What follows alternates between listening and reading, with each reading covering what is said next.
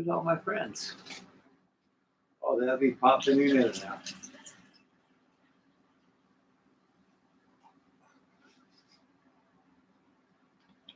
They be popping in any minute.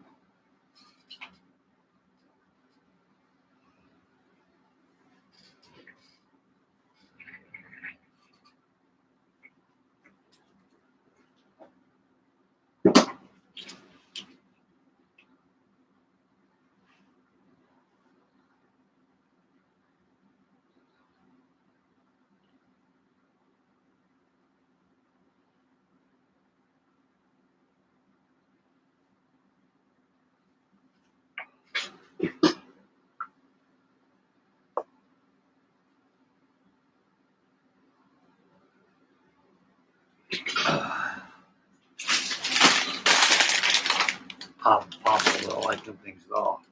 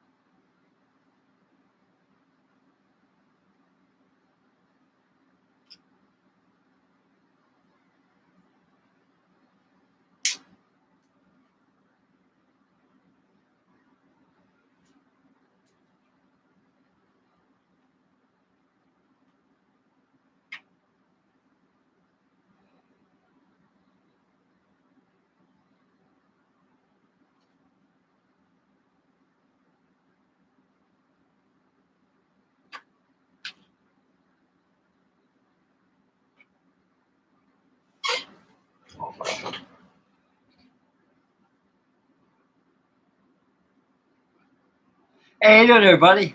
Welcome to Saturday Night Live. Oh, yeah.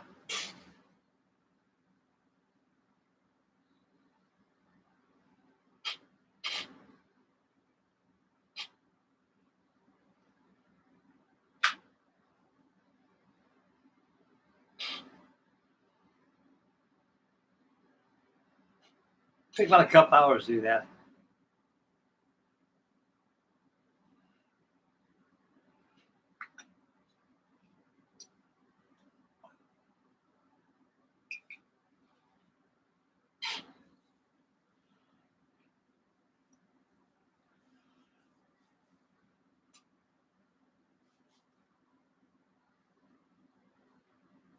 Yeah.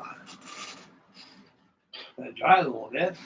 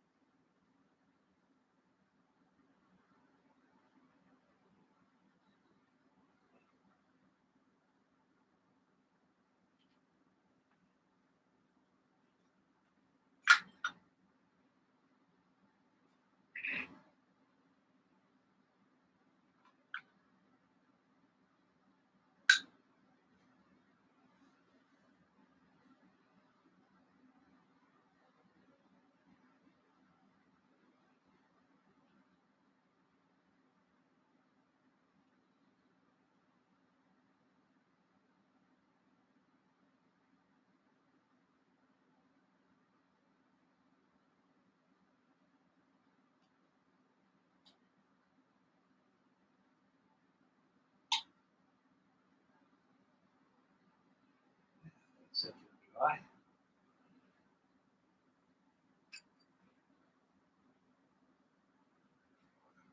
Good sand.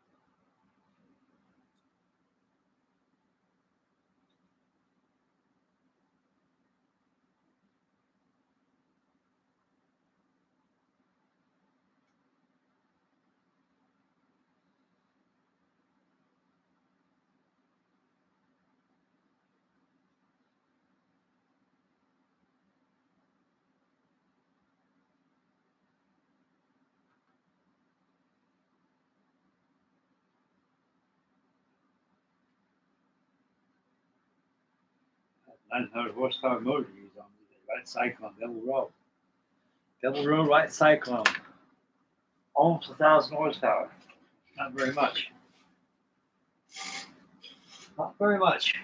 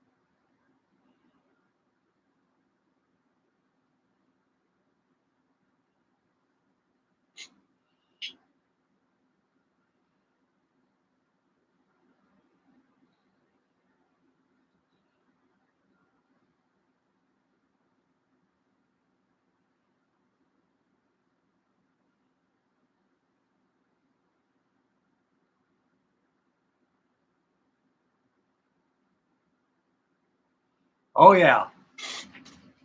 Yeah, Aurora had some pretty good nifty Cold War aircraft of the day, like the F-90, which turned out to be the Hoodoo, and oh yeah, a lot of stuff.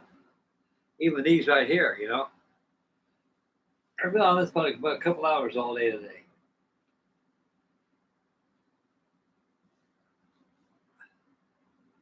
This is from the USS Lexington. This is Command Air Group 1, the USS Lexington.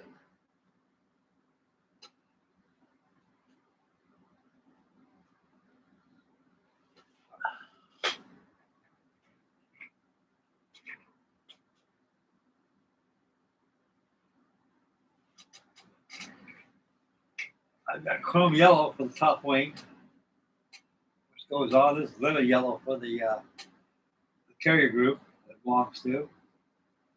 I'm going to go ahead and sheet this aluminum across here. At the very edge is going to be this color here, so I got to mask this off.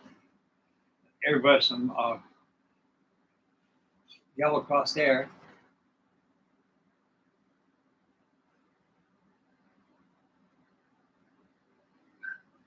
Fuselage is almost about done.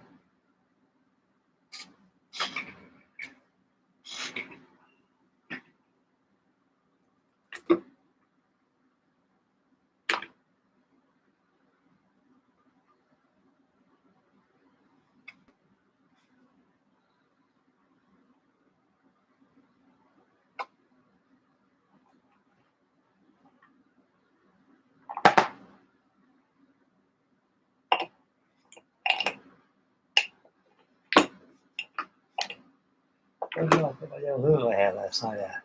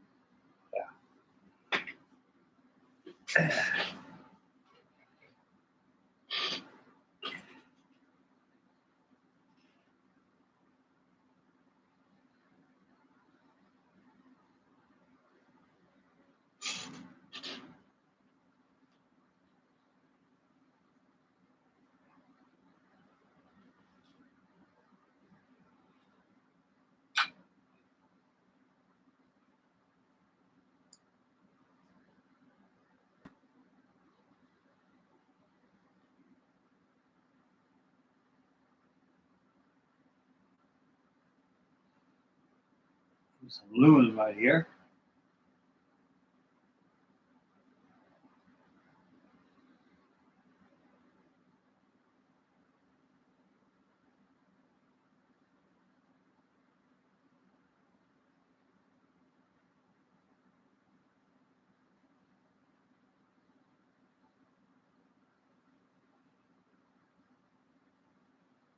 Boy, it's about the first time I built one of these in probably what, 60 years?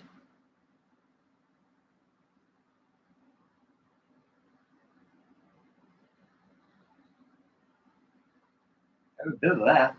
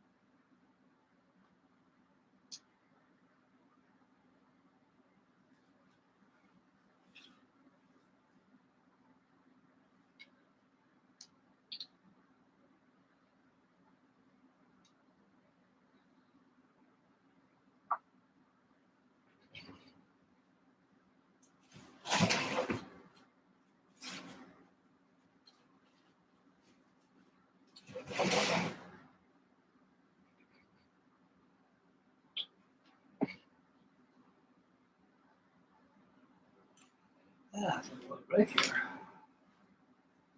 Yeah, it's going pretty good. I'm enjoying this little squirt.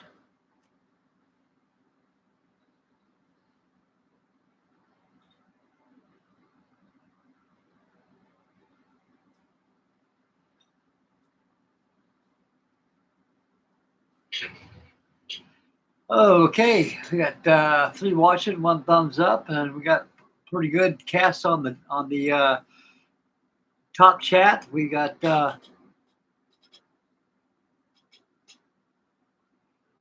James DIC, and we got Mr. Eric from Celebrating Vintage Model Kits is with us. He's our guest star with us tonight.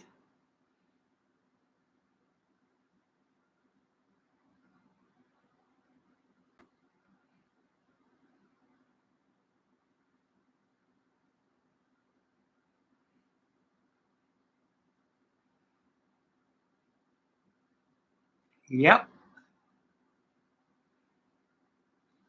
They started out painting these things, even the F3Fs, FF1s, Brewster Buffaloes, SPDs, F4F Wildcats.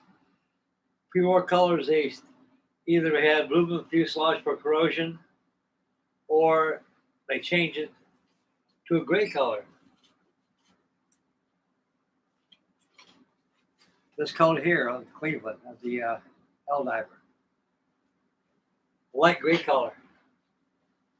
By 1940, Navies were experimenting with blues and grays. 1940s, they start putting grays on the fuselage. Then they start coming up with war colors. Like, well, let's have how about a blue-gray color? That sounds pretty good. Then change it to blue-gray. That's blue-gray with intermediate blue. Then there was unspecular sea blue, dark sea blue. Navy always was experimenting with blues.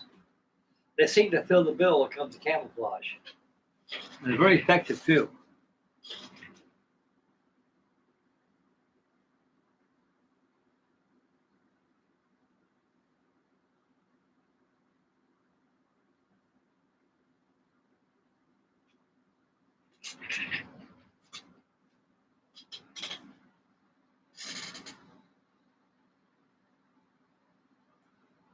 I'd like to apologize to those on the chat board that were on last night. And all of a sudden, the gremlins unplugged me last night. I had to restart my computer and everything to get things back on again. I finally got it going, and as far as I got, it was just putting the fuselage together, a couple of things, that's about it. So I got a lot done today. I believe that Mr. Eric says that I mentioned something. I was watching his videos today, wonderful videos. And he's got some kind of group build coming up for this thing. And I'd really like to join in on that. Got that thing in time.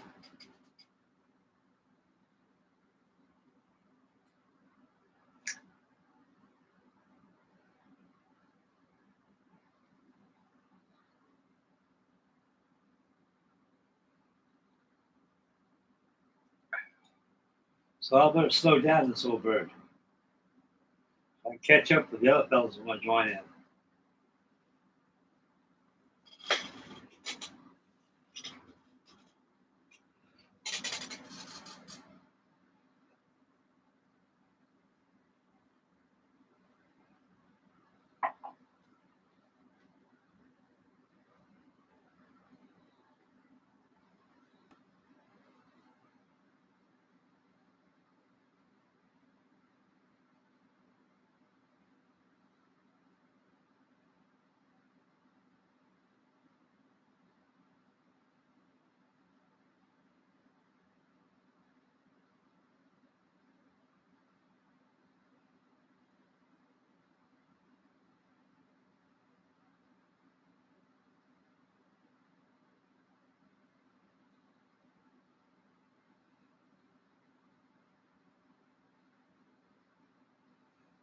I like these cylinder heads, this motor, right, cyclone motor they use.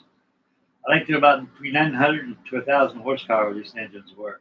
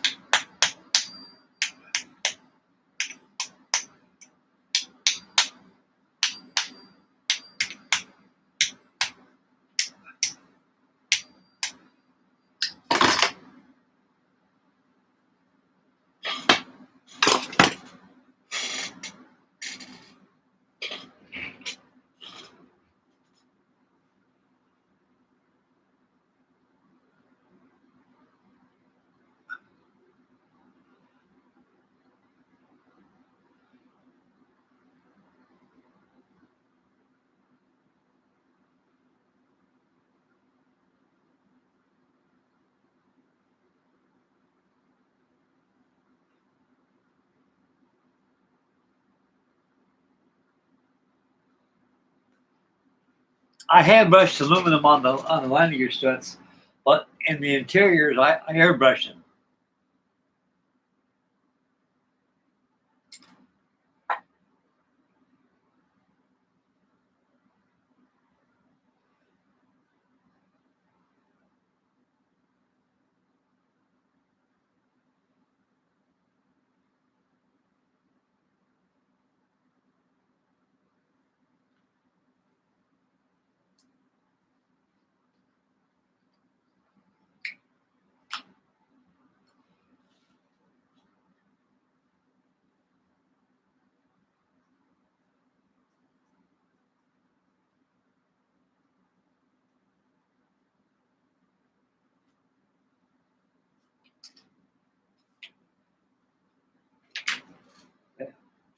Blows over like a breeze.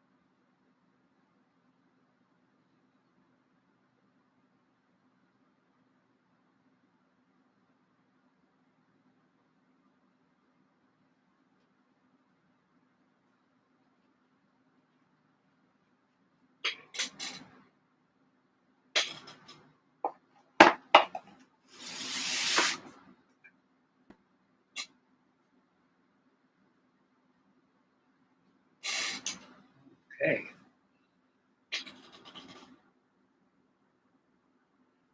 I use silver and also copper.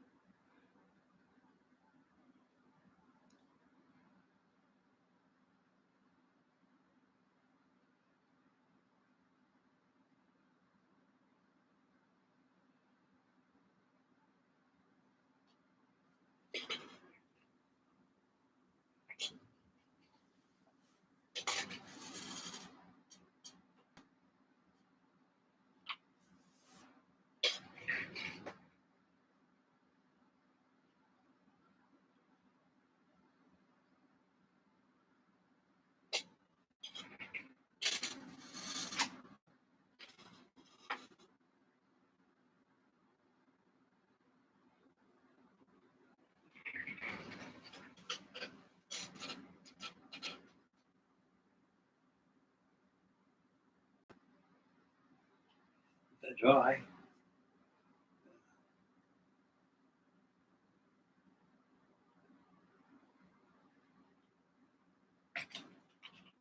Man, I like to tee it over. Back a few years ago, you used to get a bigger stand with this thing. Yeah.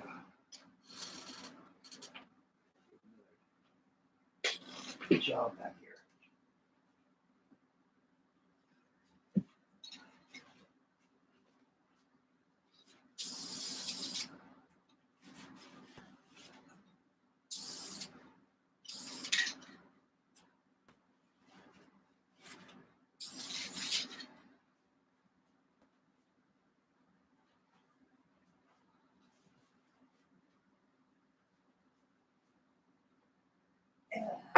Boy.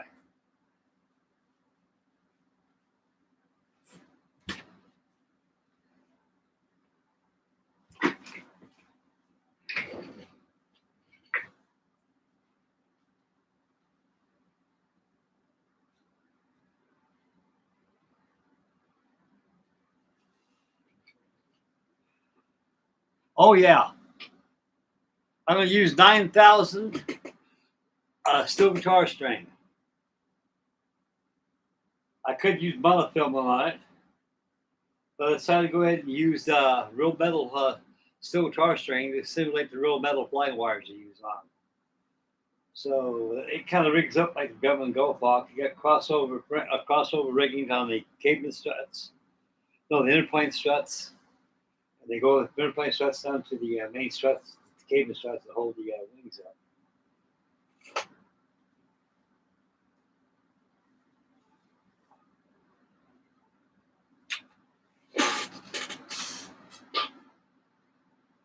Pretty strong. You can set up those undercarriage.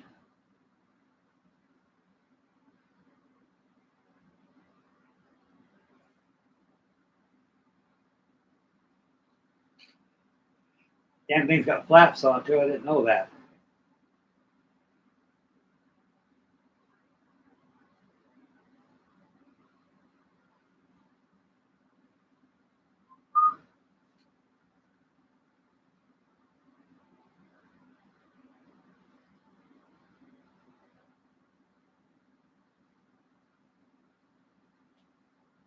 That's only one of its type per se.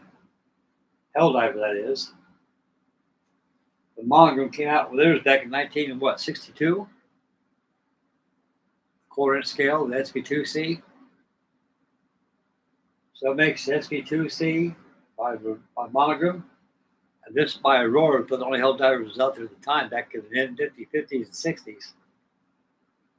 Now classic airplanes make this. I got a 1/32 scale of this as a vacuum form kit by Combat Models.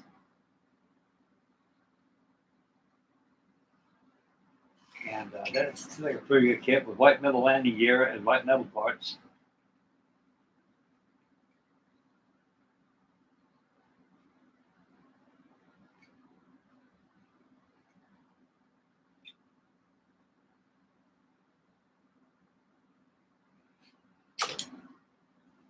Yeah.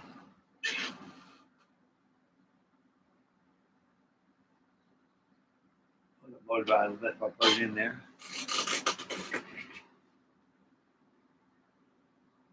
Yeah, they sure did. I got one right here. I had this for ages.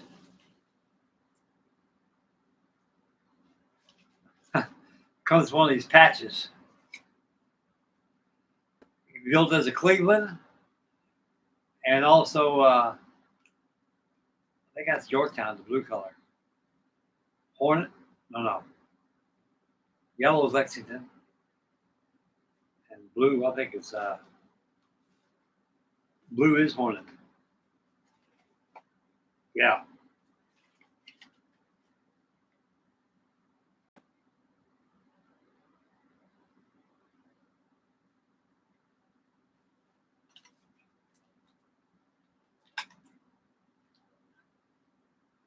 You see here. Commander Air Group.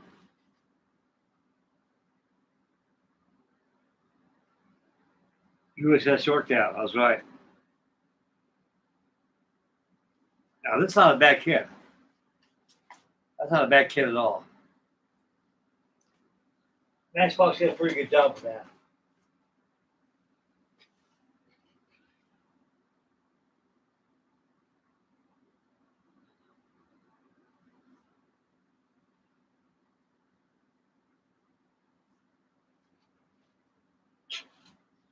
Now, if anybody wants to see one of these in real life, you know, there's a movie called Dive Bomber.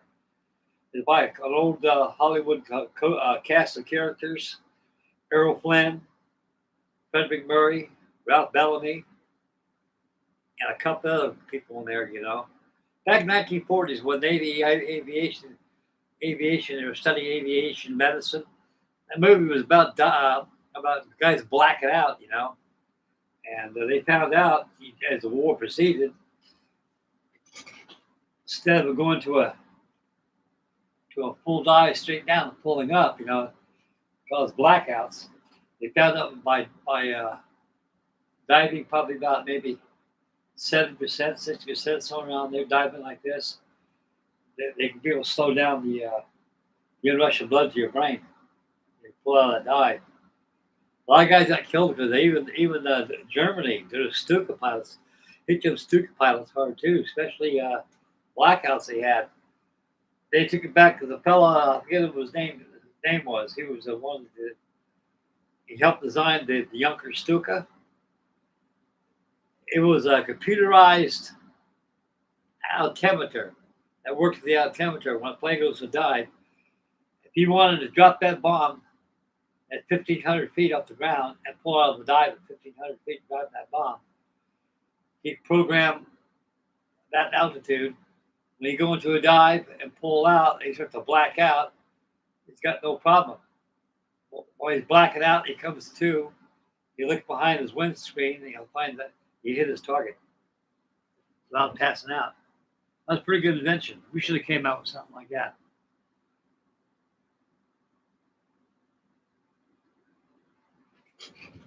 Hey, you can see those old dive bomber pilots years ago. They had bloodshot eyes, like they've been in a swimming pool all day long.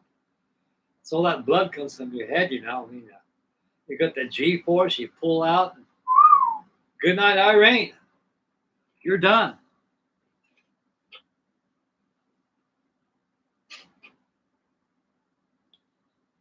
I was watching those Stuka pilots. Dive bombing in Poland back in 1939. Boy, those guys are crazy.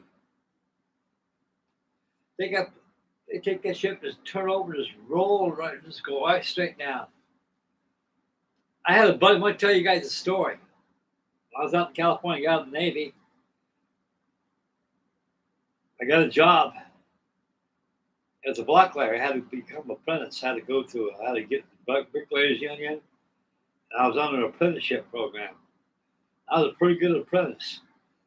And so they go ahead and my Mr. Stover, Ed Stover, he's German. He had a brother named Billy Gruner. This is a true story, fellas. And Billy Gruner took a liking, not Billy Gruner, but Ed Stover took a liking to me. I was so good, but he trimmed me loose. He cut me loose, building leads. When you build a lead, you know, you got to change. Like you're building into this is your foundation. You got to take a range check from here to there, check how many blocks it is. You got to build a lead here in the corner, take a range check, make sure with your line, see everything's squared away. I built 4 good leads. I was really good. He liked that. And work was starting to slow down a little bit because we have more touring coming up. And there was so much work out there at that time. And he said, Frank, instead of paying you, I'm going to lay you off about a couple of weeks. But, you know, you're not going to go home. I mean, you'll go home, but you're not going to draw employment. You'll be working with, as I tell you, I'll pay partial employment. And my brother, Billy, I didn't really have brothers. Yes, I do. They said, he'll pay you under the table cash. At the time, I was making about $35 an hour back then. That's before Mr. Reagan got in there and cut all the unions out and created all these fast food restaurants we're suffering today. And he's the one that actually got people out of credit cards and everything. But anyway, besides that, I went to his house. He gave me his address. He said, "Here, call my brother, call my brother up." So I got on the phone. I called up. I dressed myself. He goes, "Oh, Frank, yeah, yeah, yeah." And so you do good. You're a good man. You good job. It says, "Come over the house. We'll talk." Okay, where's your house at? He said, "You got pencil paper?" Yes, I do. I wrote it down. He had a beautiful looking home. He built himself. I never knew this guy was a craftsman and a Stuka pilot to boot. Knock on the door. I hear in the background, he has, listen to this, the German polka music in the background. So what I can tell you, he's pretty dedicated to his country. Remember one song he was playing, I can remember it quite well, it was going, "You, my friend, da da da da da da da da da da da da da da da da da." And that's pretty neat. It's kind of cheerful. It says, "Come on in, Frank, come on in, Frank. Want a beer?" "Yes." "You like beer for fatherland?" I says, "What kind of beer is that?" "Got some Hofbrau, good German beer. You like this?" I says, "Okay." He had a big old beer stein. Pull it. He had one of those little beer, where where you get your beer out, when you pour your beer out, yeah. He says, "Try this. This is made in Germany. It was warm. That shit was potent. Yeah, that's good beer." Then as I was drinking the beer, peripheral vision of my right eye, I see this big airplane hanging in the hallway. No, it was in a den. That's his office.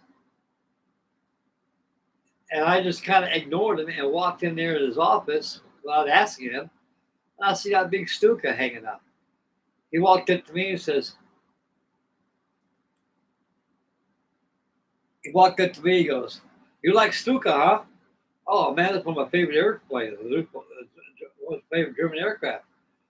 So I built that myself from plans. Everything's real, made out of aluminum. "Oh, I didn't know that. Come and see here, Schnell. I'll show you something." He pulls out a drawer. He rolls out the plans. I says, "My God," I said, "Geez, Bill, I had no idea you built these things." "Oh, yeah, yeah. I flew this during the war." "You did? You're a Stuka pilot?" "Oh, yeah, yeah." Can I ask you a question, Billy? Yeah. Why do you guys have those sirens on the spats? Psychology. Imagine, if you will, if you're on the ground, you hear the screaming coming from the air. You look up and you see the Flugzeug airplane coming straight down. You see a bomb in the middle of that fuselage. You're going to run, but you cannot hide. That psychology scares you. It usually drives us crazy once in a while too. He said he mentioned all kinds of things. He goes, "You want to build Stuka?" So Billy, I love to build it, but I don't have the equipment to build this. This requires tools, lathes, round and sharps, calipers, material, precision tools. I don't have that stuff. He goes, "I got the here, so I know you do." He says, "You come here and build it if you want to." I started on the fuselage. I built one. I started to build it. Boy, that thing was just like building a little airplane in miniature. I think it was 1/6 scale. It was big.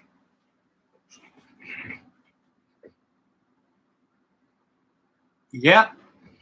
The Trumpets of Jericho. I used to watch those old war movies when I was a kid. You can see those old Polish people. I feel so sorry for them. They're going, looking up, and they're going. I feel so sorry, but they don't. They know they can't. You can't hide from a goddamn 1740 5 pound kilogram bomb. They carry a big old huge bomb, And the outer wing panel probably carried a couple other ones too. They had, but they scream. Little sirens on there. And you hear the sirens, it scares the hell out of you.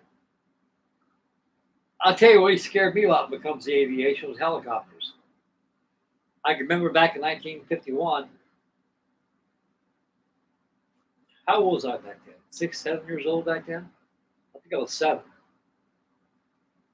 I was out there in the backyard shooting marbles with my friends.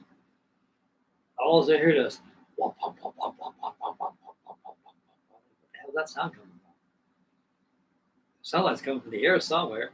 I looked around and I see these 3 big old dots coming.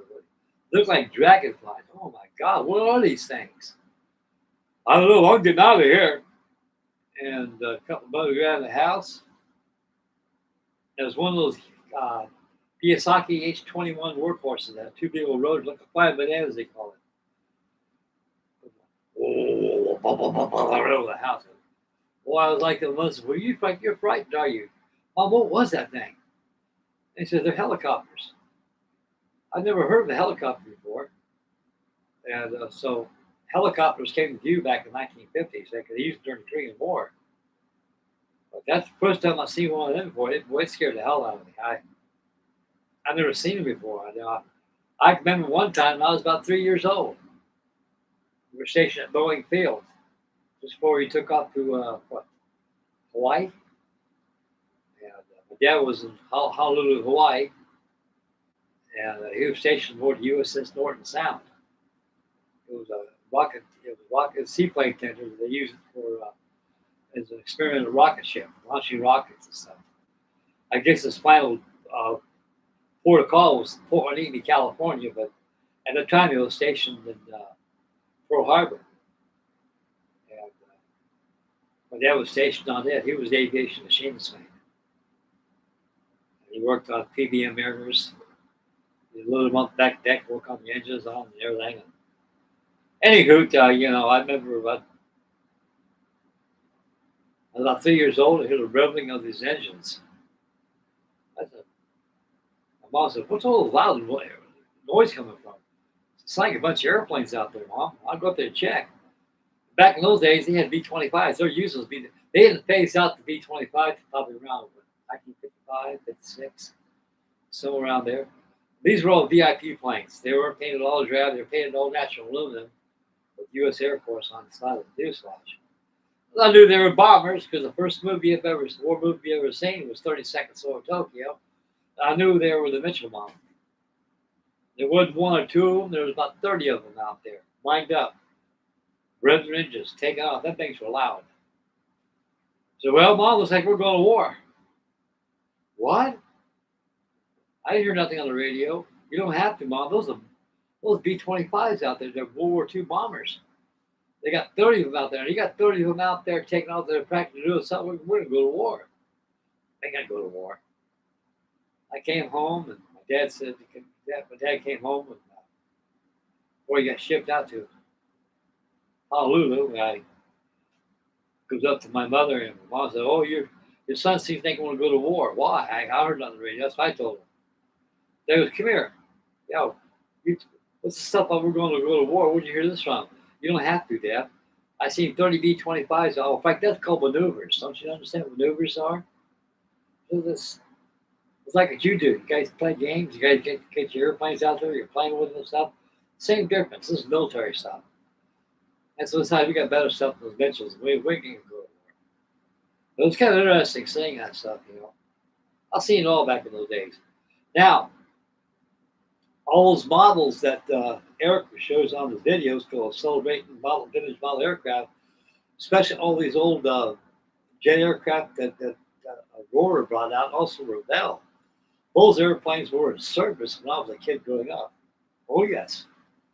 The F-90 Scorpion, the F-90C, which was a Voodoo. Turned F-101 Voodoo, and they all kinds of them out there. Skyray, everything. It was wonderful back in those days.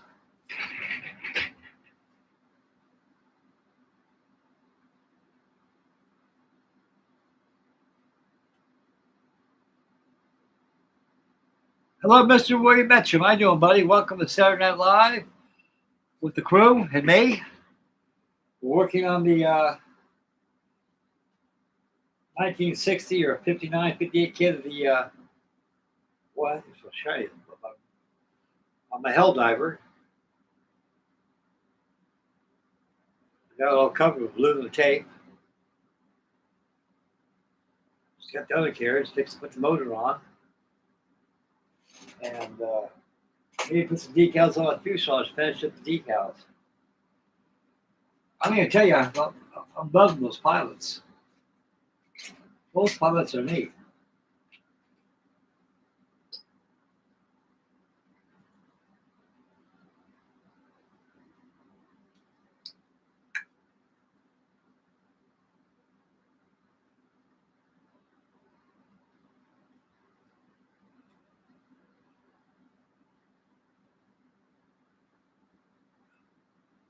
That's definitely something to write home about. Now this is a pilot. He's got an arm on the sprue with the joystick, so you got to put him in first, maneuver the joystick between his legs, and hook up to his arm. That'll be painted last and put in the model. So he did a good job with that. I kind of like that.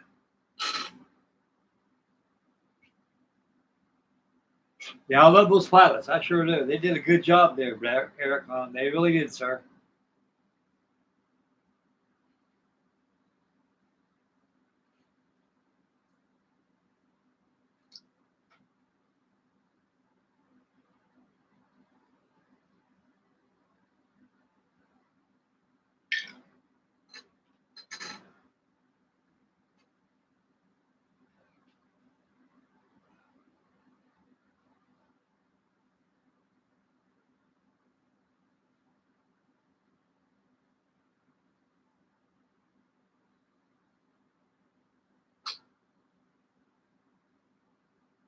I got the Devil Row Right Cyclone motor installed. Now here, little dimples right there. You got an exhaust pipe. I'm gonna roll those in paper and glue them in there.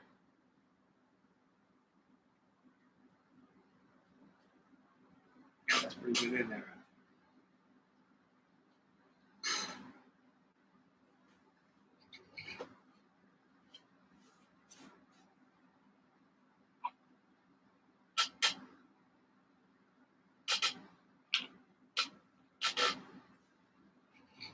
Got the canopy on there.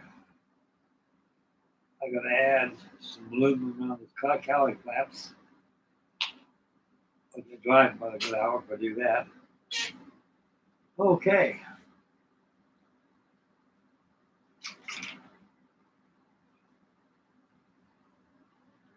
I got detail on things. Got a good detail. I like those wing ribs. You can see the taping on there. They're recessed too. Like I said yesterday, Aurora's always good for this. I have decal placement moldings on there. If a fellow really wanted to do some scratch building on the decal, decided to go ahead and suppose the decal sheet ain't no good. You can't use it.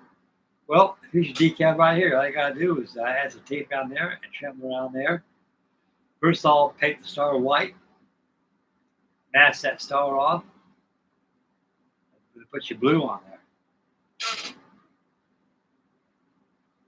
In the middle, put a red dot. Take a paper punch out a deep decal paper right there. Paint it. Yeah. It's got landing flaps on it too. I didn't know the SBC had landing flaps, but they do.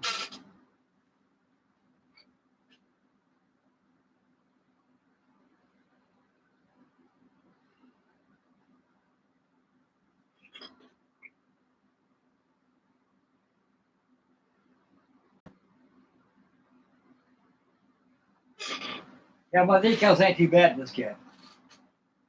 On the Airfix Hudson, they're pretty bad.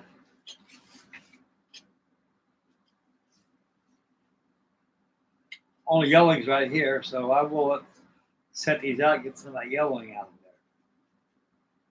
But these are good decals. I don't think they need no decal bonder on it, but I'm going to put them on there anyway. You never know. You never know.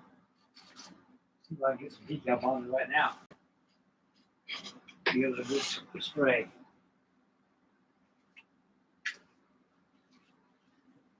Give it a good spray job.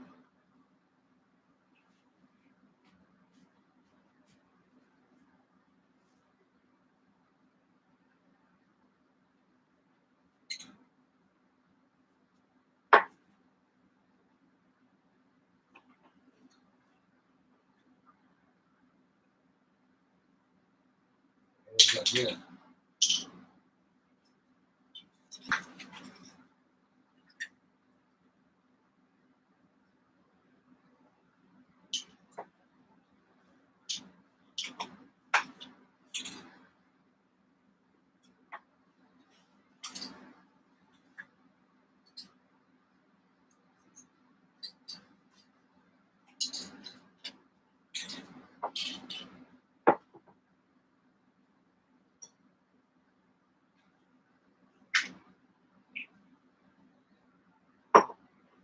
there.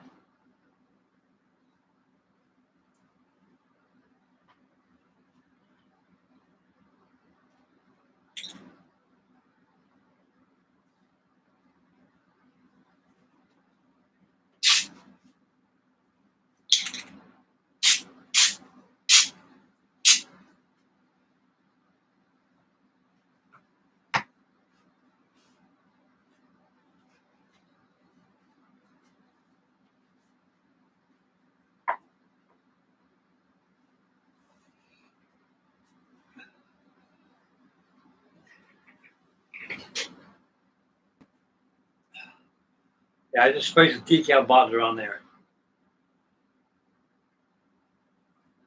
Just to make sure, guys. Just to make sure.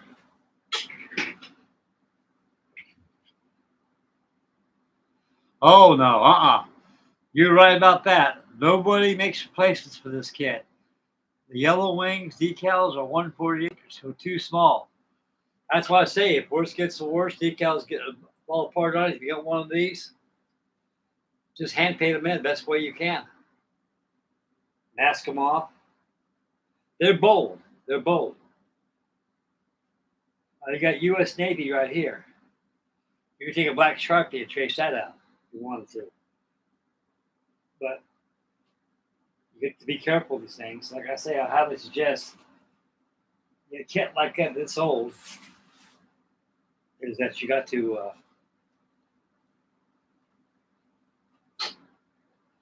decal bonder on it. I won't disintegrate on you.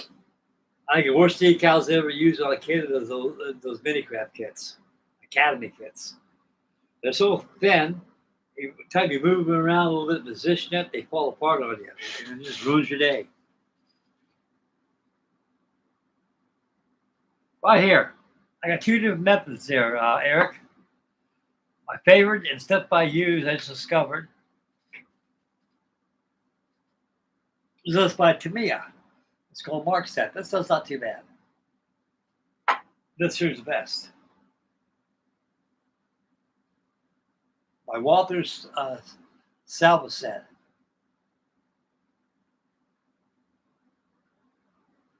Right there, it's good stuff. This stuff is very, very powerful stuff. You don't want to put too much on your decals. It's like drill cream, hair cream. A little dab will do you. That's all you got to do because it'll shrink those decals down real good. And when they dry up, it looks like they conform to paint. If you put too much on there, they'll tighten up so tight. I'll put cracks in there. I'll crack up on it. So you can be very careful with the stuff. This stuff here is not too bad at all. Or you can use micro sole.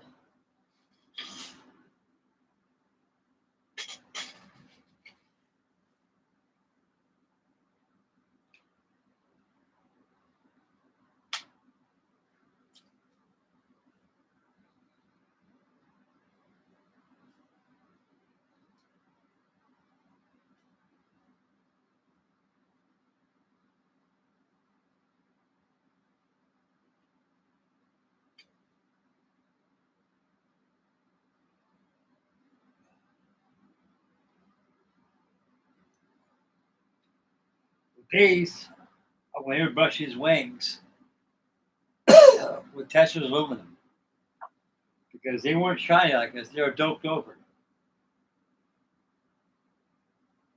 The only metal I used was on the fuselage to represent the real metal that they used on aluminum they used at the time.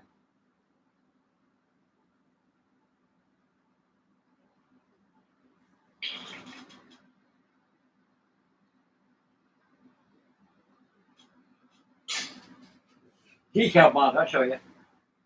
I'll put it like over here.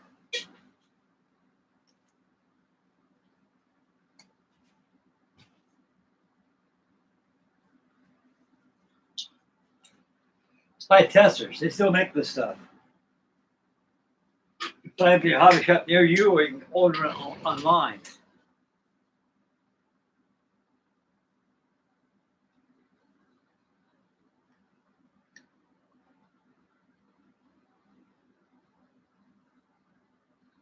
That's Testers Decal Bonder. It lasts a long time. You spray it on there, just like you did, spray on your decals. Leave them alone, let them dry out with dignity, and use them.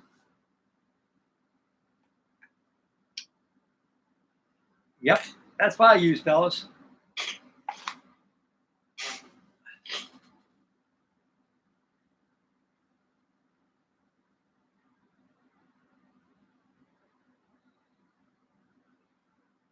Yeah, William, that's like I showed Eric a while ago.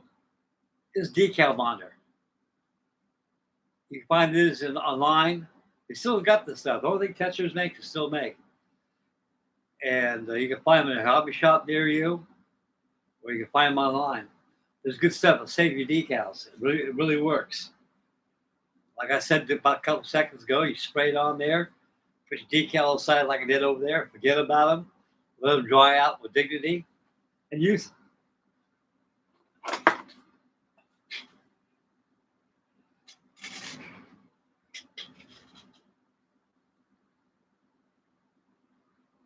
No, it won't. No, it won't do it. I thought about the same thing. I wanted that stuff will loosen up the decals, put the spray it, but it won't.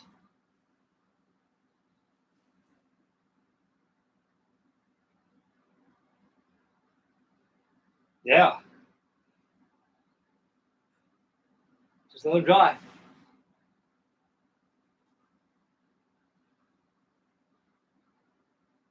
Probably getting some Bondo tomorrow,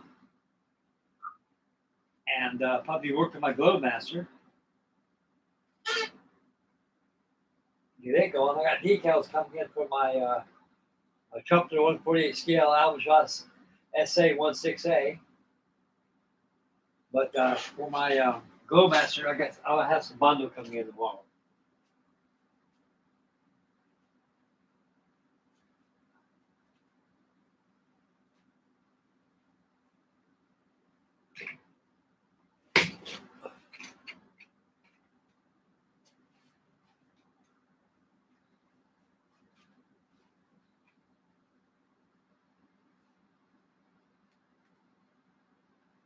Yeah.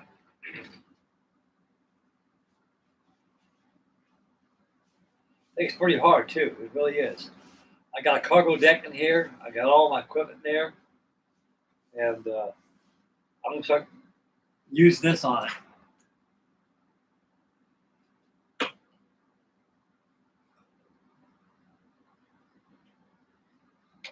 It's all smooth. Just needs to be. I like to just put some fill around here, make it nice and smooth. Because, like I say, I'm afraid you put that tape on there. Tape's gonna pick up on that stuff. You'll see where it's at. I don't want that. I don't want it there. That's why it's very essential to have this thing all smooth out. For wing strength, the stabilizer strength, I got a wood spar in this thing.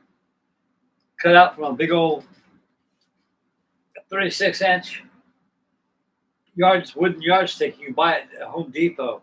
Sometimes they're free. They're nothing. You pick them up, take them home with. I always got a couple. I go in there for these only. I got 5 ribs here. Got one rib here, another rib here, another rib here, and one here, and one there. I got a wood spar coming through here, and also right to the stabilizer, and also on the fin. It's like I say, it's pretty strong. These vacuum kits, you gotta be doped up. I mean, you really, you just can't put them together. You can put them together. There's no impossibility there, but you lose that oomph, the strength. Just a human being like us, our integrity starts from a skeleton, our bones. This thing's got to have skeletal features there to keep it nice and hard and rigid. And you pick it up, it feels like a model.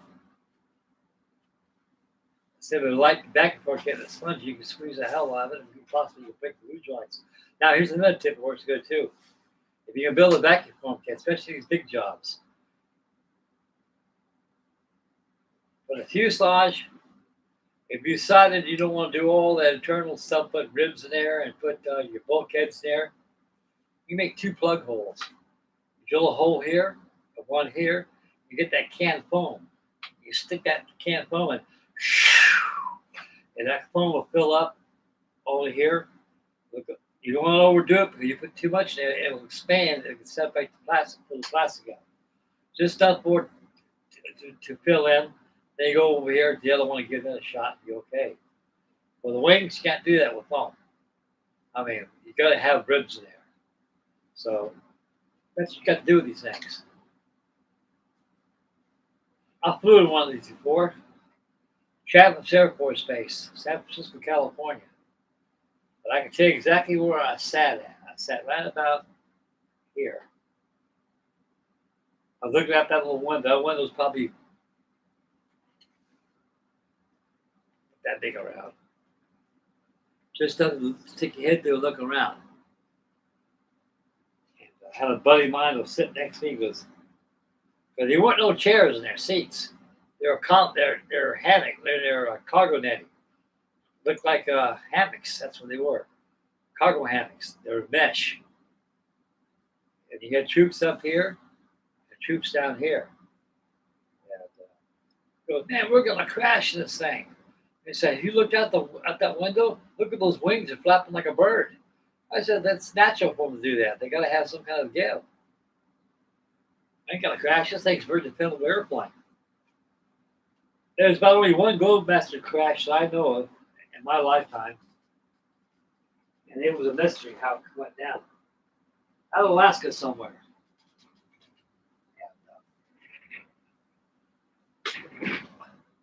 They're a pretty dependable airplane, the Globemasters were. They've been around for a long time.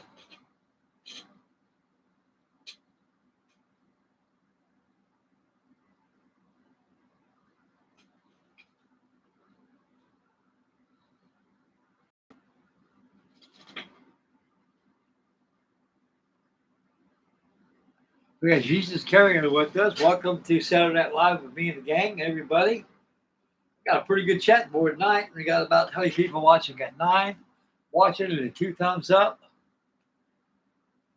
Like I said tonight, we're working on this Helldiver. This is the old 19 what? Since it came out what 1960, somewhere around there. Abe Shot still was a business, and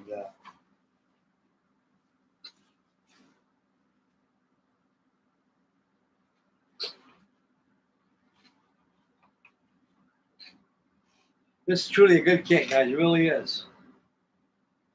On the flying wires, I'm going to use steel guitar string.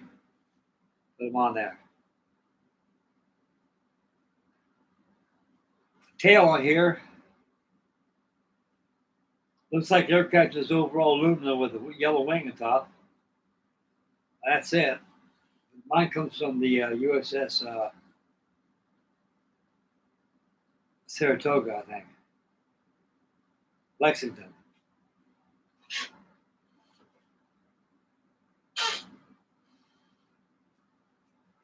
Top wing fits on like so.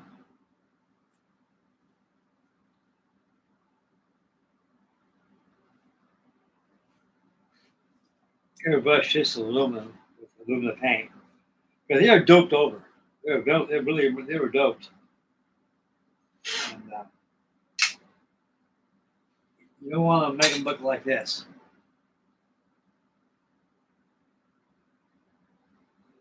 You use polished aluminum on these things, keep the corrosion down, and also they are painted gray too. And these probably went out by 1940, 41. They didn't use them anymore. I think we gave them to England. They took them to India and Burma and used them as fighter bombers. They did the job. They sure did. They did the job. That's kind of funny how other countries can make better use out of the stuff that we can't use. There's another example of dirt, like right here.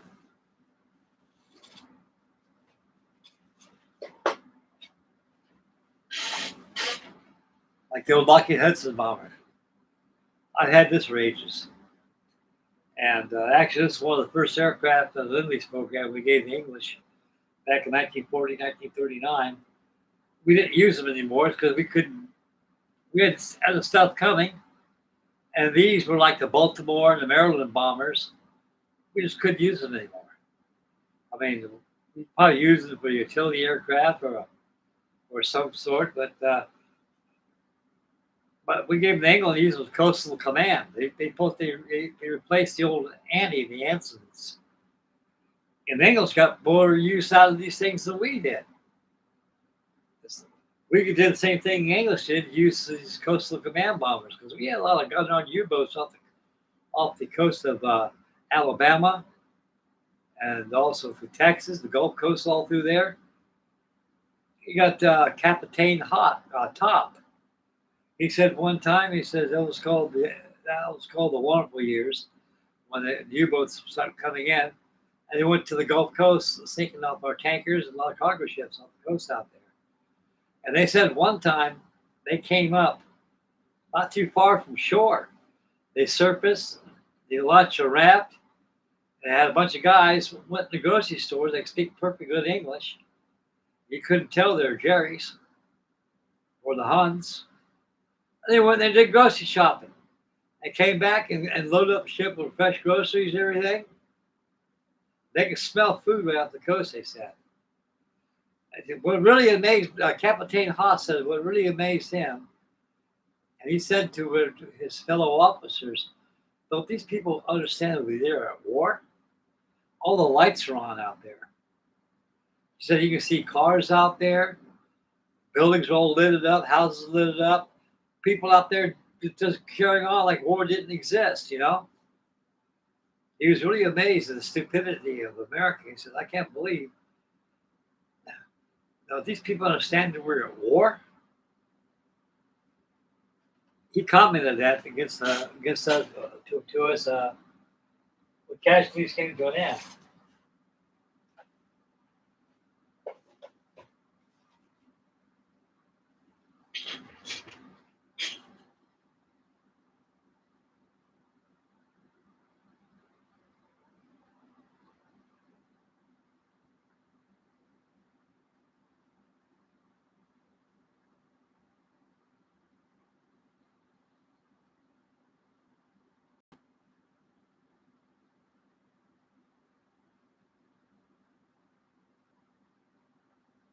Yeah.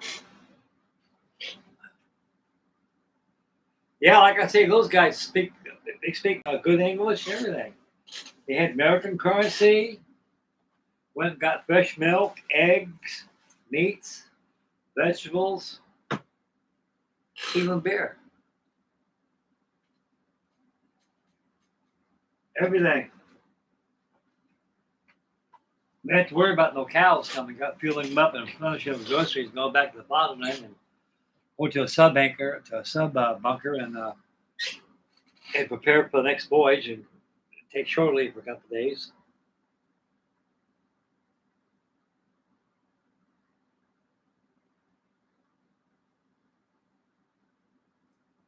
Yeah.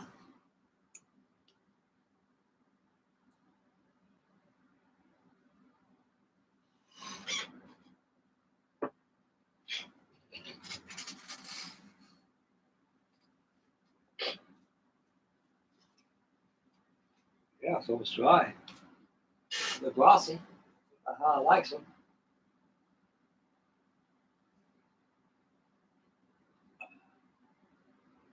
What else I want here? Let's see. I gotta finish up at B24.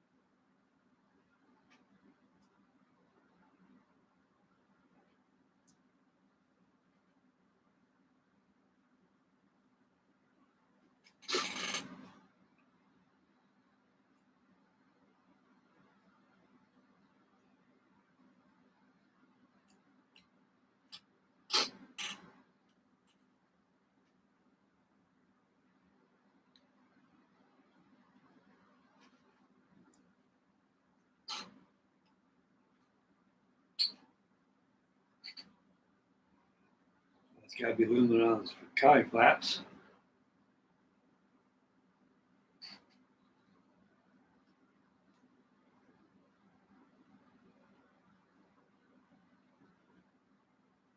Yeah. You get a kick out of these bombs they give you. Look like those old 1950s spaceship movies, you know? Like Buck Rogers used these like old-fashioned spaceship. That's the kind of bombs they used. That was back in the 1930s kind of bombs they used.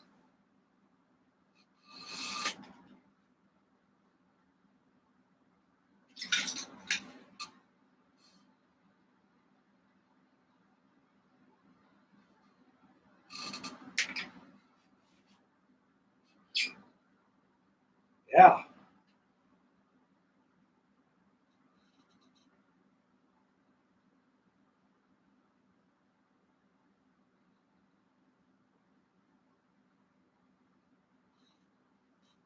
It's pretty strong. Sits up to 90 here pretty good.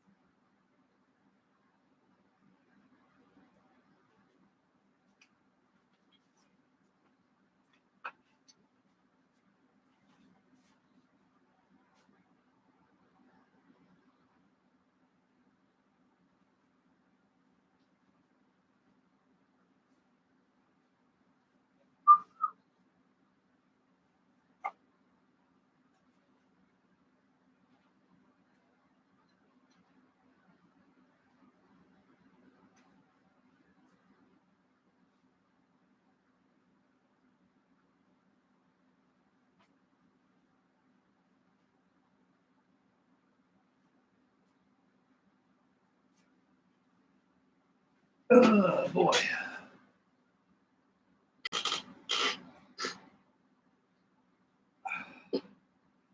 Yeah.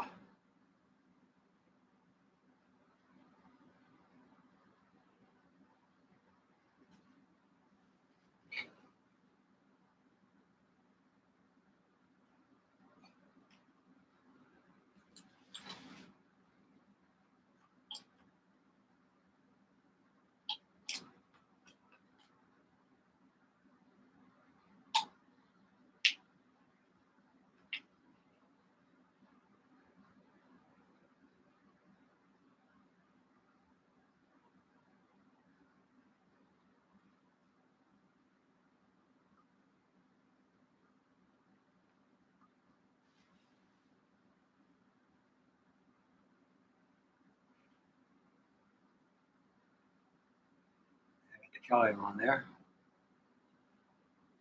The cowling flaps, I think I stripped that tape. I don't like those cowling flaps with aluminum.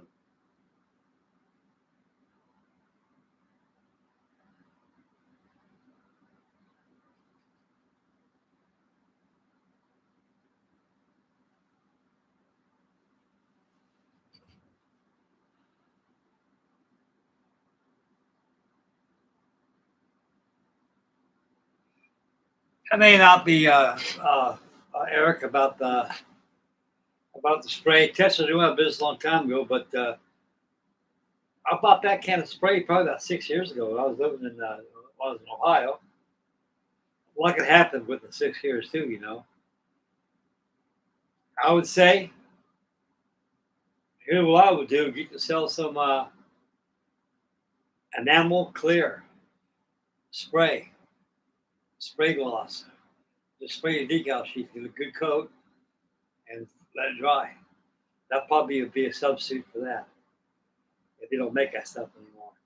I really don't know. I haven't been in a hobby shop for over a year now. I wouldn't know what to do if I went to a hobby shop right now. I don't get out very much, fellas. What retains my sanity is these models and you fellas.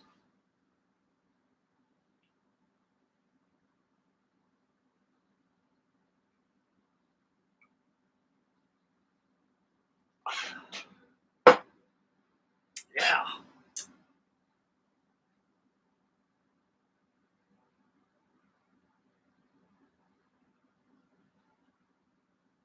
Yeah, just looking around here.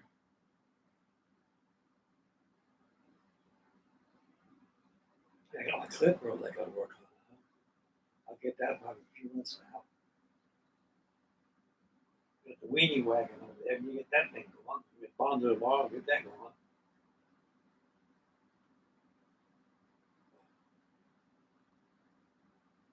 I was doing more model ships there than doing airplanes.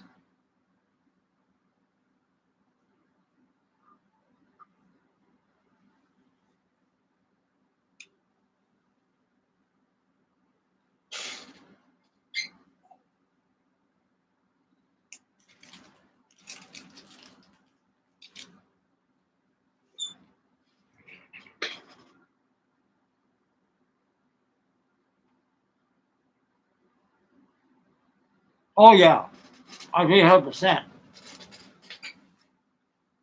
I use that. I Kryline clear. I use it as dope on my balsa wood planes.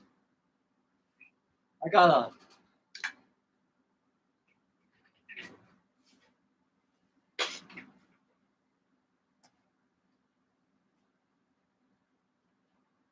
Mr. Mulligan.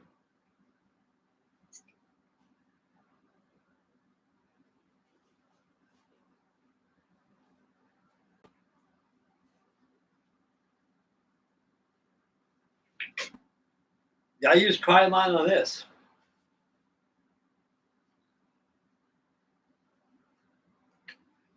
I'm gonna fly this out there. I'm gonna add the windshield to this thing. Very light. Yeah, Kryline's good stuff. Kryline is good, very good stuff.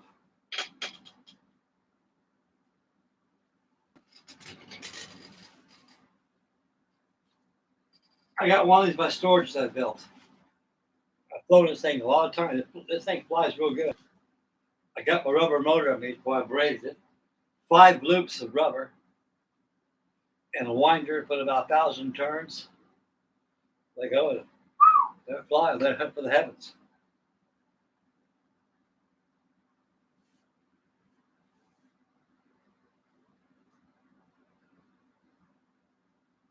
Yeah.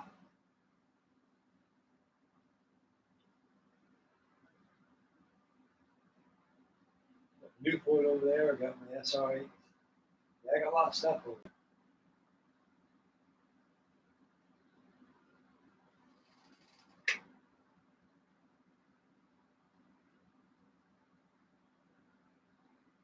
Yeah.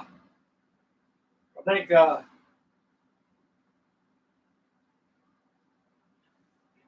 can check that out. Here's something you guys will see every day. I'll show it to you. I'll show it to you, fellas.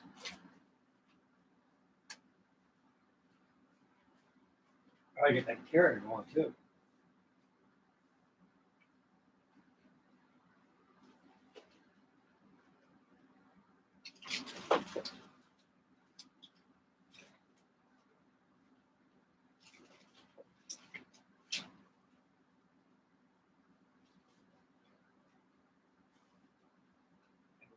Missouri.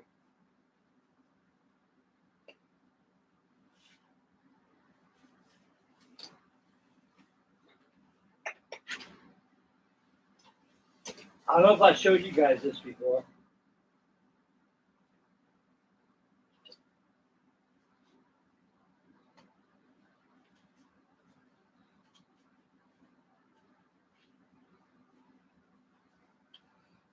I got this 1960.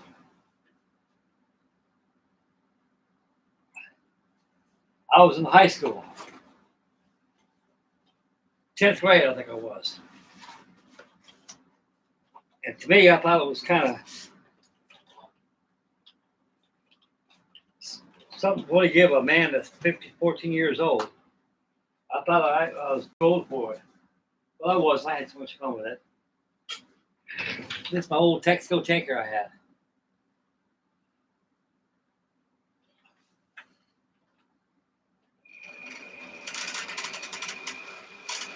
I'll be doggone, it still works. I'll be damned.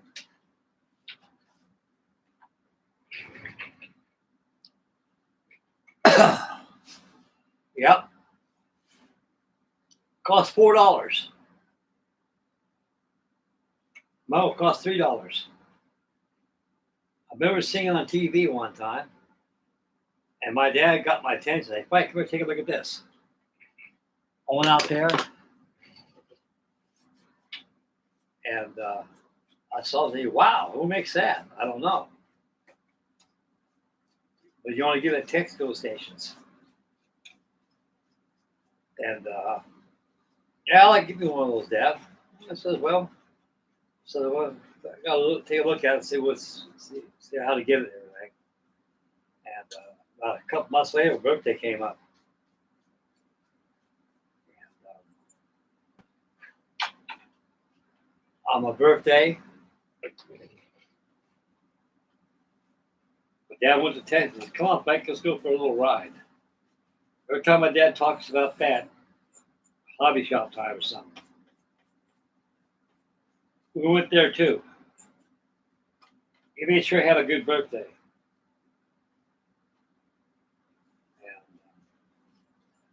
But he goes, damn, I ought to get some gas.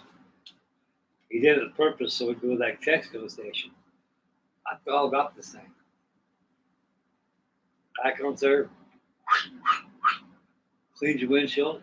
Can I check your oil? Yeah, go ahead, check everything. Okay. You can use a couple fan belts that says, put them on. Okay. Then my dad got out and talked to us, more like this, pointing at me. My dad got, back in those days, you could fill a car up for about $4. $4 or $5 to fill a car up. And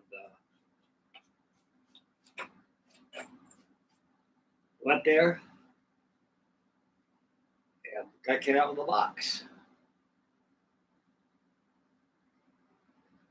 And my dad says, happy birthday, Mike. Oh, Dad. Is that tanker? Yeah. I said, let's go to the hobby shop now. Went to the hobby shop. Took us out to the marina out there where the boats are at. Took out there and sailed out there. Took the ocean water real well. I was very pleased with this thing. Wow, Bob. So it's kind of like a toy the way it is. Well, you can look at it any way you want to look at it. But if I were you, would hang on to this thing because they're not going to make this thing too much longer one of these days. And it'll be worth its weight in gold someday, which it is. So the moral of the story is, back in 1960, $4 to fill your car up and $3 to get you this. And if they ran out of them in the Shell station, they give you the coupon, and you just mail it in, it comes in the mail. You get it within 2 weeks. Guy said that was the last one. But as he got you more of them like that, he said, "No, you guys got the last one. The other ones, they got vouchers. We'll give you the voucher. You got to mail it in. They'll send it to you." Oh, okay. So I'm kind of lucky there. Well, I had some fun with this thing. Still runs. You can make radio control out of this. I never took it apart before. I don't like taking things apart. It's made for anybody. Here I am, 80 years old, and got a goddamn model boat like it. I got this, still got this. It could be used as a toy, collector's piece, or something just to enjoy and take out in the water and sail. That's what I did. It's got wheels on the bottom. A toy is something you wind up, you play on the floor. Now, this could be a toy. Turn on the motor and just push on the floor like you're doing something. Or take it out in the water. What's really good about this kit, it's got a built-in ballast right here. It's got a ballast tank right about here. Right there. It fills up full of water. And you can see, when you put it in the water, you can see the ship going like this. It stables itself out. Then it will come all the way down to the water line up here. And it won't ever teeter over because that's a ballast for it. All water controlled, which I like that. Now the company that makes this is called WinMac. WHENMAC. WinMac has been in business for a long time. They made a lot of toys. And they made cylinder heads for the B-29s, Super Fortresses. And they made a lot of stuff. They made plates made out of really heavy plastic. I forget what you call it. And they made a lot of stuff. Now, censorship with this Texel tanker, when they couldn't take Texel tankers out of it, they made a cargo ship out of it called the SS Eldon. Actually, that ship never existed. This does. This is the Texel tanker North Dakota. Yeah. And she was about 555 feet long. About the size of a T2 or T3 tanker. I've seen a lot of these off coast, offshore, anchored out there. You see them taking on oil. First they get lower in the water, and they go. They get submarine lines out there. They fill up with oil. Out in California, they buy the oil platforms out there. Got a lot of tankers out there. Yeah, I had this a long time, guys. I'm really amazed this thing still runs. Really amazed.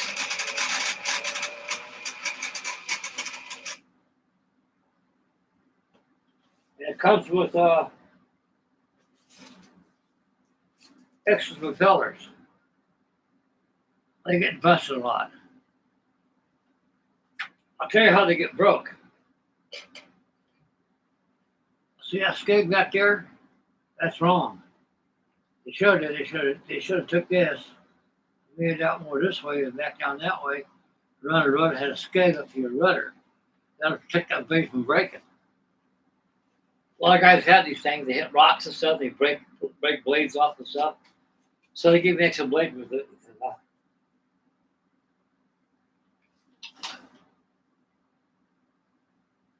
I was thinking about correcting the back ends, and I'll leave it alone. Don't do nothing to it. Leave it like the way it is, way it's designed. Nobody knows the difference. Unless you're really in the scale. Anyway, this is my 1960 Texaco tanker, the SS North Dakota. Nice tanker she is. I was thinking about going ahead and get a good clean down and paint all those pipes gray.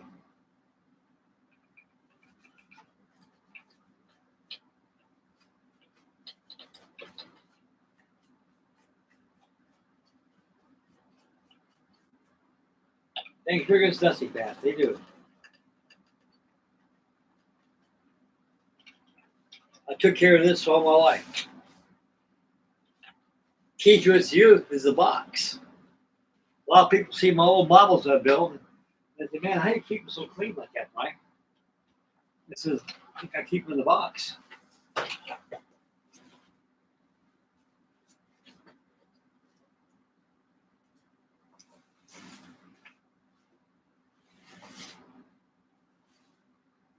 I keep them in the box, just like this. Put it right in there. Close the lid, and that is it. So I figured I'd show this to you guys.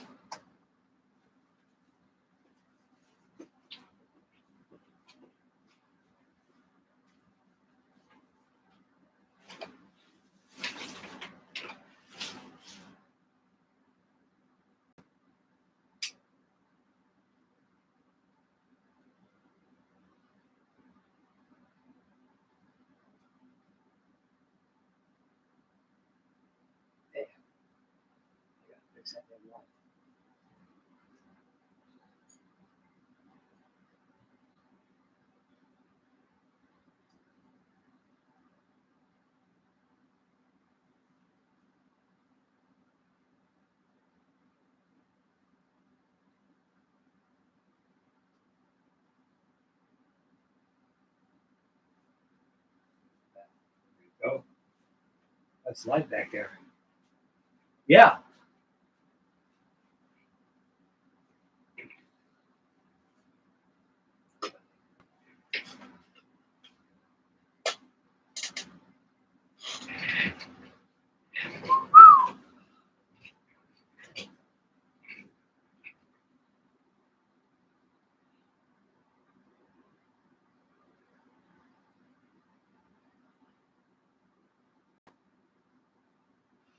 Yeah, those Hawk Miss Miller kits, they're very nice. I think they're quarter to scale.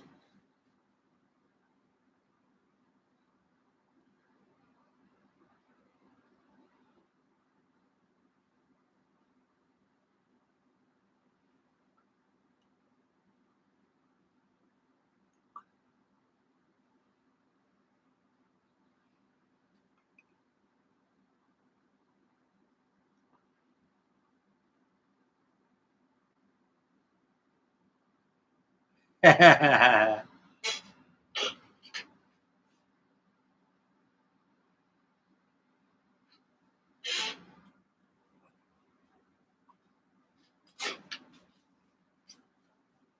you handle decals down.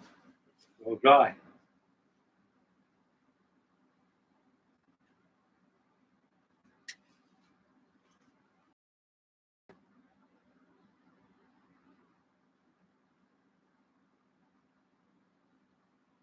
I like about the Aurora decals, they got all these little dotted lines where you cut out these parts individually. Let that dry.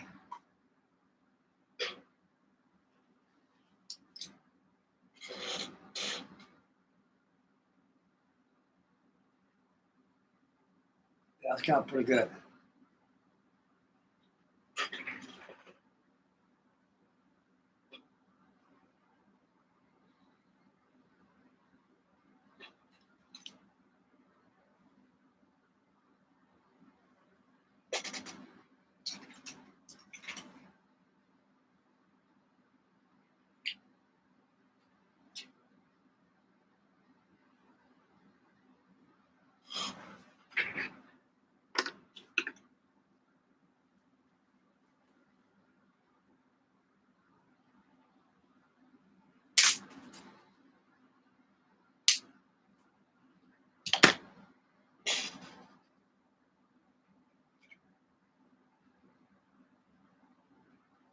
They fit pretty good in there.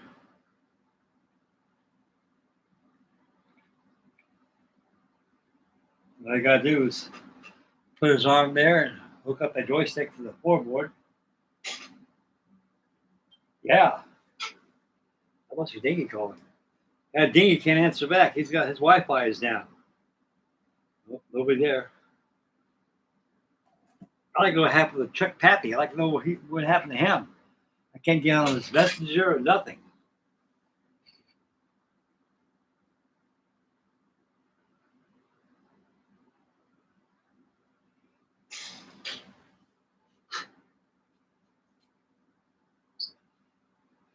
Yeah. I got a lot of stuff, guys. I got a lot of stuff I had for years.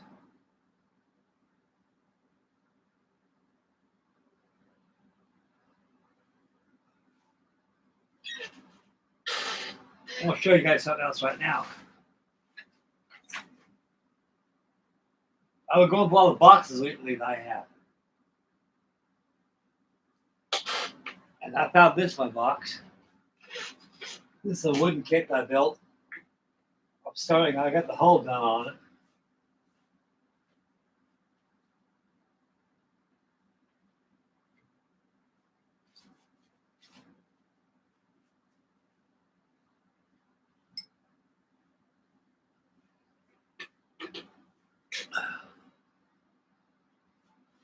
This is my flying cloud. Look at this thing. I do this on purpose. To make like it's made, well, it's made out of wood.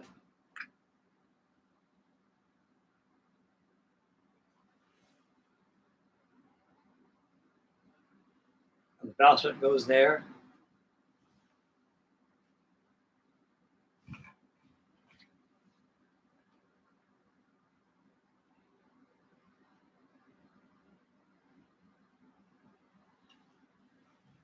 This is an old model shipways kit. It was a solid hull. You had to cut it out and everything. A lot of cutting. A lot of work.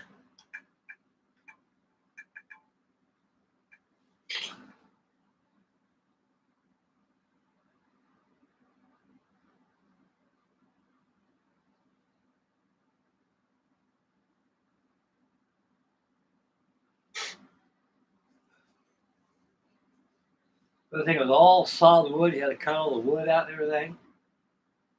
I'm going to veneer all these houses and everything. I got a lot of work to do.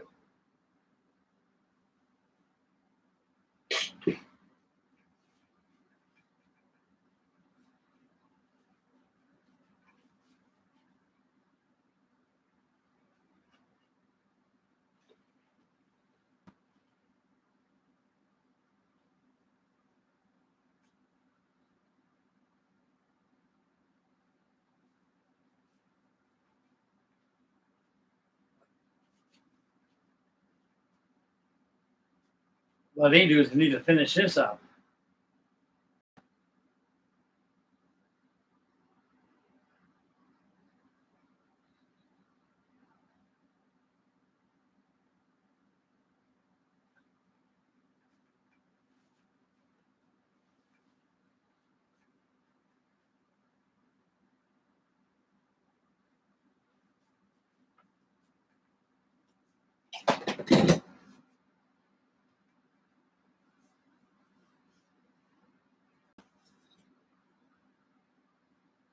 Yeah.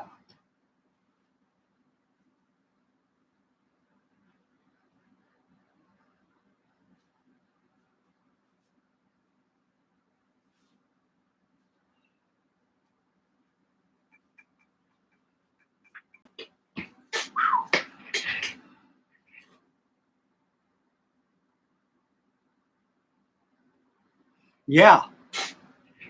That's old 1947 kit of the Blue Jacket kit, Blue Jacket ship crafters. They come from the East Coast. And they were all the kit, all solid wood. You had to cut all the nuts out, everything, a lot of wood. By the time you get done carving everything out and cutting out, you got a pile of wood. Now, here's one, Eric, you probably haven't seen. I built this about 50 years ago, 55 years ago. It was in a museum for a long time. That's my Queen Mary up there. There's my hand. It's 1/250 scale.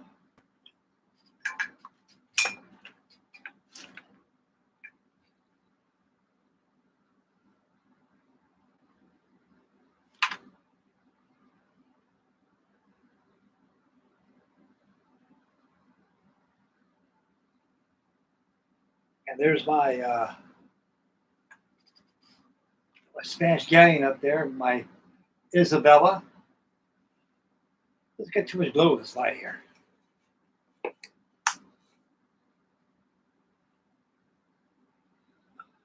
Got a Mitchell, Focke-Wulf hanging out back there. Got my B-24 back there. I got my B-36 hanging up over there. Got my RV-6 Constitution. Battleship Oklahoma. Clipper ship. I had a tanker. I got my big old Titanic back there. And what you want to scale? I got 1/50 scale back there. And got a big old tugboat in the wall over there. And there's my B-24. Okay, guys, back on here again. Really sorry about that.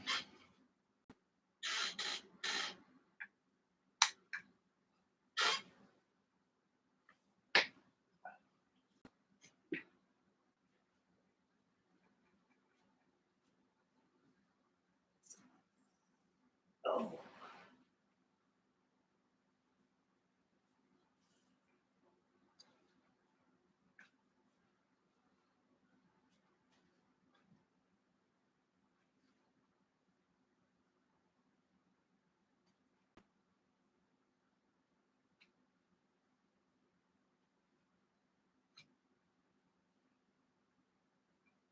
Yeah, this is my RC tank. This is my head long.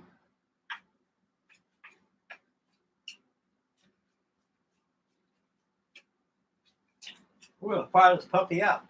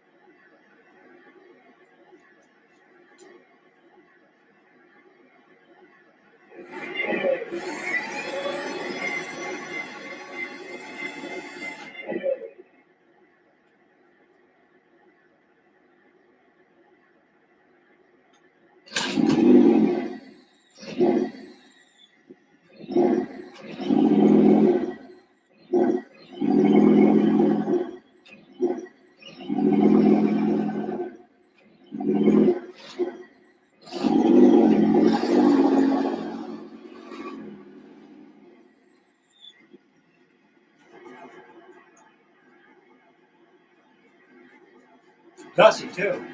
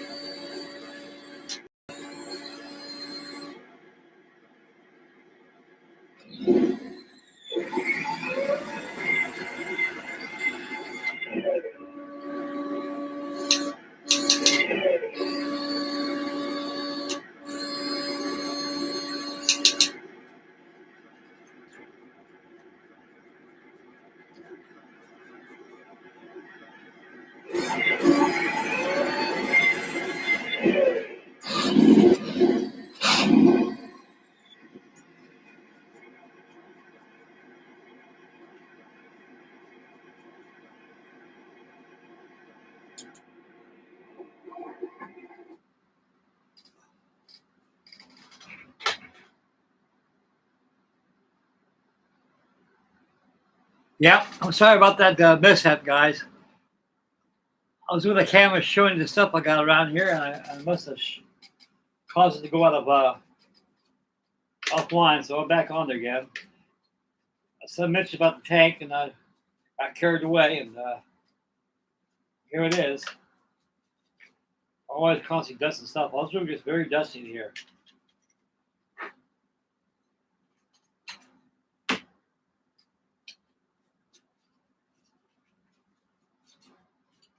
I'll tell you something about this tank. I bought this tank probably about 4 years ago. No, less than that. About a year or two ago. About a year and a half ago. And I made an inbox review of this thing. I got a bunch of tanks. I got five tanks. I got another Sherman over there. I got a Macava, and I got an M60 patent tank down there. Those are my IMEX tank floors. I got two hung long kits. Hang long. I got the Walker Bulldog over here, and I got the Sherman. I want to tell you something about this darn Sherman tank here.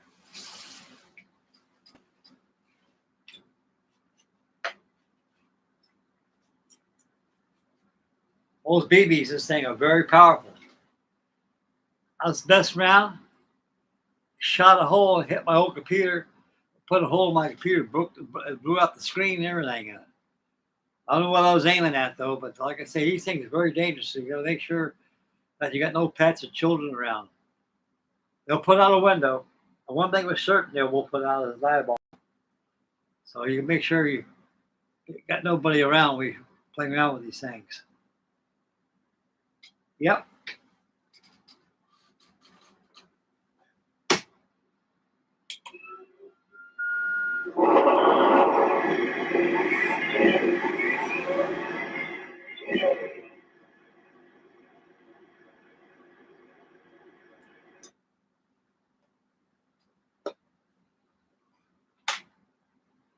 Yep. Matter of fact, I think I'll take us out tomorrow for a good run. I haven't ran my tanks in a long while. But it's going to be a nice day tomorrow, so I'm going to take it outside and play for tomorrow. Run outside. Very heavy. I paid about $300 for the Sherman tank. This is a metal version. They make different versions of it. This is the pro version. It's all metal. Now, you don't have to worry. A lot of guys, I think I don't understand this, especially these tanks.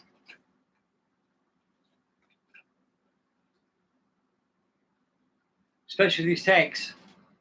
There's one thing, a lot of people weather them. They look good weathered. This is called natural weather. Natural weather, when it goes outside, it gets in the dirt and everything and accumulates all the dirt. I like it like that. That's natural. So the real one's the same way. But this thing was a static model. I could see weathering them up. A lot of people weather them up anyway, regardless if they're static or not static. As you can see, this is a full functional model of an M4 Sherman tank. And it runs around $300 on up. They're very expensive.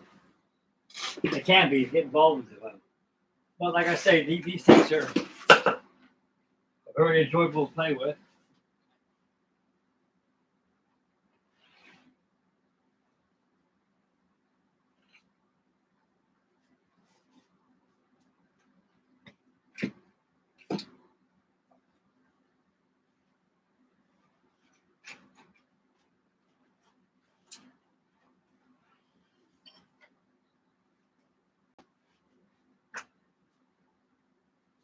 What the hell was that one over a while ago?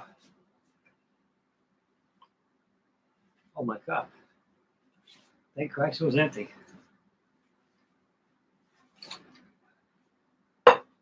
Yeah.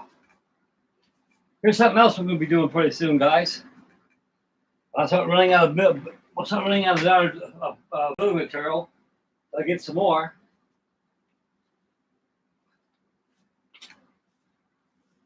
Probably be working on this paper model of the short southern flying boat. This is scale 132 scale, 133. It's big. I made a review of this kit before. It's huge. Real big.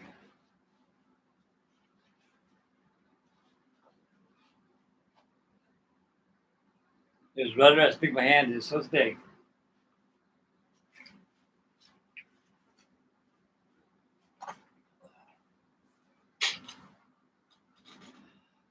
Well, guys, I'm gonna let this thing dry overnight. And we got a lot of work to do. Put it back on the stand, let it dry.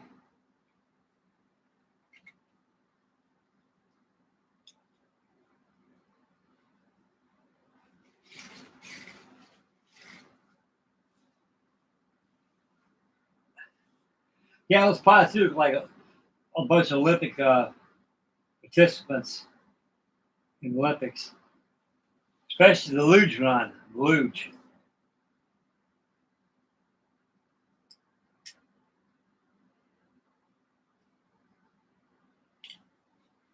They fit pretty nicely in there, as you can see. Okay, everybody, I'm going to get out of here, and I'd like to thank the 5 that are watching, and also my special folks that have been on my chat board. I'd like to thank Eric for celebrating vintage model kits. I will return to your channels, dear sir, and watch more of your videos you got going on. And you mentioned something about the group build on the Helldiver. You can count me in. Let me know when it's going to get going. And I can slow down this thing until the group starts. And I always go on other things.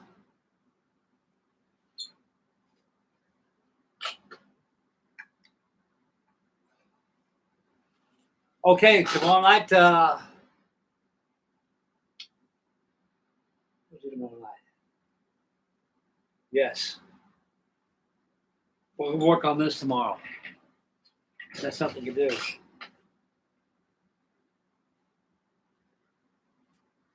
And appreciate and prime appreciate my Lancaster by Tamiya, my 148 scale. It's all masked down, ready to be painted. So I'll go ahead and I'm going to start priming all the areas where I sanding and the filler on there. Do the appreciating, and we're going to start painting on this beautiful length and get her going.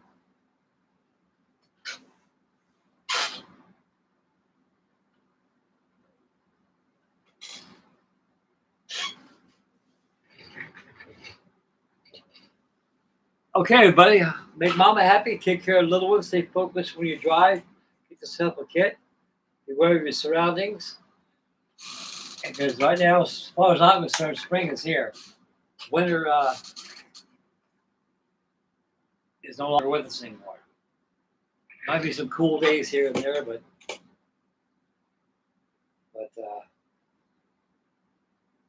outdoor, a lot of people be outdoor festivities going on.